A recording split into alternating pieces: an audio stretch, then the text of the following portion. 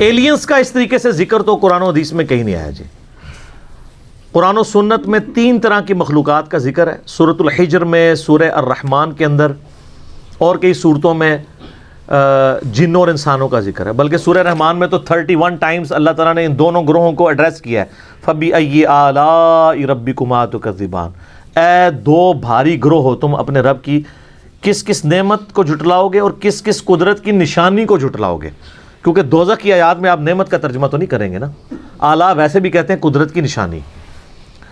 اس میں بھی آتا ہے نا خلق الانسان من صلصال کالفخار، ہم نے انسانوں کو پیدا کیا کھنکھناتی ہوئی خشک مٹی سے. وخلق الجان من مارج من نار، اور جنوں کو پیدا کیا ہے آگ کی لپٹ سے.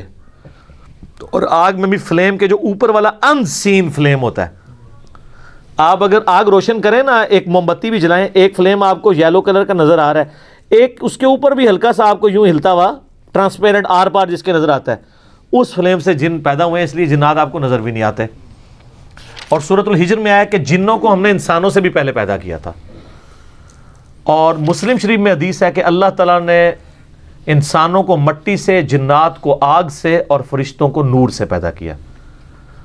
تو یہ 3 ذی شعور مخلوقات کا ذکر آتا ہے جن میں عقل ہے، جو اپنی مرضی سے کام کرتی ہیں. ان میں فرشتوں کی ایکسیپشن ہے کہ مرضی سے صرف وہی کام کرتی ہیں جو اللہ ان کو دیتا ہے، دوسرا نہیں. لیکن جن اور انسانوں کے پاس اختیار ہے، چاہے تو برائی کا راستہ اختیار کریں، خواہ وہ اچھائی کا راستہ اختیار کریں، وہ اللہ نے ان کو اختیار دیا ہوا ہے. پکڑ آخرت میں ہوگی پھر. اس کے علاوہ کسی مخلوق کا ذکر نہیں. لیکن اشارتاً سورۃ المدثر کی ایک آیت میں ذکر ملتا ہے، جس کی وجہ سے یعنی محدثین کا، مفسرین کا یہ موقف ہے کہ اللہ تعالیٰ کی کچھ ان سین مخلوقات ایسی کائنات میں موجود ہیں جن کا اللہ تبارک و تعالیٰ نے اجمالاً ذکر کر دیا ہے، لیکن ان کی ڈیٹیلز ہمیں نہیں بتائی ہیں. یہ سورہ المدثر کی آیت نمبر ہے 31. اعوذ باللہ من الشیطان الرجیم. کافی لمبی ہے، جس میں وہ دوزخ پہ 19 فرشتے ہیں نا، اس کے کانٹیکسٹ میں اللہ تعالیٰ نے ذکر کرتے کرتے نا اس کو کنکلوڈ کیا، وما یعلم جنود ربک الا ہو، اور تیرے رب کے لشکروں کو اس کے سوا کوئی نہیں جانتا. یعنی اللہ کی مخلوقات کو اللہ کے سوا کوئی نہیں جانتا. تو کئی ایک مخلوقات ہیں. آپ وہ حدیث نہیں آپ کو یاد بخاری مسلم کی کہ وہ جو عقبہ بن ابی معیط تھا بدبخت، جس نے نبی علیہ السلام کے اوپر لا کے اوجڑی رکھی تھی، تو وہ جو بخاری حدیث میں، آپ مسلم میں بھی حدیث موجود ہے، اور قرآن پاک میں اشارتاً ذکر ہے سورہ علق کے اندر ابو جہل کے بارے میں. ابو جہل نے ڈیوٹی لگائی تھی نا اس کی، کہ اللہ تعالیٰ ماتا ہے اس کو پیشانی کے بالوں سے ہم گھسیٹیں گے آگ کی طرف، ابو جہل کو، کہ یہ ایک بندے کو صرف اس لیے اس کے ساتھ لڑائی کرتا ہے، اس کو تکلیف دیتا ہے کہ وہ اپنے رب کے حضور نماز کے لیے کھڑا ہوتا ہے. بخاری مسلم میں اس کانٹیکسٹ میں ایک حدیث موجود ہے کہ ابو جہل جو ہے وہ نبی علیہ السلام نماز کی حالت میں تھے کہ وہ آگے بڑھا اس لیے کہ آپ علیہ السلام کے اوپر کو بھاری پتھر پھینک دے تاکہ آپ کو شہید کیا جائے. پھر ڈر کے پیچھے ہٹ گیا. تو بعد میں لوگوں نے پوچھا کیا ہوا، تو اس نے کہا کہ میرے اور نبی علیہ السلام کے درمیان ایک بہت بڑی کھائی حائل میں نے دیکھی، اور ایک میں نے پروں والی بڑی عجیب و غریب شکل کی مخلوق دیکھی، اور مجھے لگتا تھا میں ایک قدم آگے بڑھا تو یہ میرے تکہ بوٹی کر دے گی. یہ حدیث بخاری میں بھی ہے، مسلم میں بھی. اب وہ مخلوق کیا تھی؟ اللہ کی مخلوقات ہے. دوزخ کے اندر اللہ تعالیٰ نے جو انسانوں کے اوپر مخلوقات مسلط کرنی ہے، وہ سمجھانے کے لیے ہے نا، کہ وہ اللہ تعالیٰ ماتا ہے کہ وہ اونٹ زرد اونٹوں کی مانند جو ہے وہ شعلے ہوں گے. پھر اژدہا کا ذکر موجود ہے، سانپوں کا ذکر موجود ہے بخاری مسلم کے اندر. وہ اللہ کو پتہ ہے کون کون سی مخلوقات. وہ یہ والے سانپ تو نہیں ہیں، یہ سانپ تو آگ میں مر جائیں. وہ کون سے سانپ ہیں؟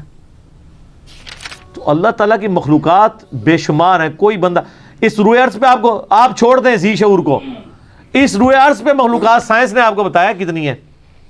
2 ملین سپیشیز ہیں، 20 لاکھ مخلوقات صرف روئے ارض پہ ہیں، اور یہ وہ ہیں جو ڈسکور ہوئی ہیں. یہ کاؤنٹنگ تو چل رہی ہے. تو یہ آیت آپ کو سمجھ آئے گی تیرے رب کے لشکروں کو اس کے سوا کوئی نہیں جانتا. باقی جو فلموں میں اور کہانیوں میں اور افسانوں میں ایلین مخلوق کا ذکر کرتے ہیں، جی ادھر آئی، یہ کر گئی، وہ کر گئی، تو یہ تو ہالی ووڈ کی فلموں میں ہے. جب تک فزیکلی کوئی چیز سامنے نہیں آتی، کوئی پروڈیوس نہیں کرتا. اور سر یہ کہانیاں آپ لوگ بھی کروا رہے ہوتے ہیں. خانہ کعبے میں ایک فرشتہ دیکھا گیا، وہ ایک کوئی روشنی سی نظر آتی ہے، تو وہ تو سر ہمارے سی سی ٹی وی کیمرے میں آپ کو چھوٹے چھوٹے وہ فرشتے نظر آ رہے ہیں.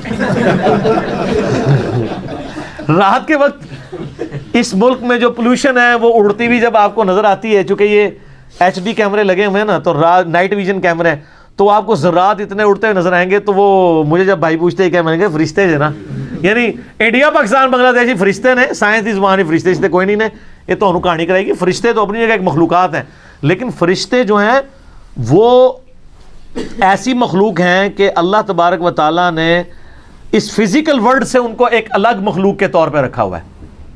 اس فزیکل ورلڈ کی مخلوق نہیں ہے، اس لیے آپ کبھی دیکھ نہیں سکتے فرشتوں کو جب تک کہ وہ اس فزیکل ورلڈ کے جو قوانین ہیں ان کے مطابق انسانی شکل میں نہ آ جائے. جیسا کہ حدیث جبریل ہے، مسلم میں تو ڈیٹیل ہے، بخاری میں بھی ہے، جیسے جبریل علیہ السلام انسانی شکل میں آئے، سفید کپڑوں میں، کالے ان کے یعنی بال تھے، اور ایسے تھے کہ ان کے کپڑے کے لگتا تھا کہ کوئی سفر کے آثار بھی نہیں ہے، اور بندہ بھی کوئی آؤٹ اسٹیشن تھا. وہ جبریل علیہ السلام تھے، نبی علیہ السلام سے 1 to 1 سوال کر کے چلے گئے، گھٹنے سے گھٹنے ملا کے. تو اس طرح ہو سکتا ہے کہ فرشتہ انسانی شکل میں آ جائے.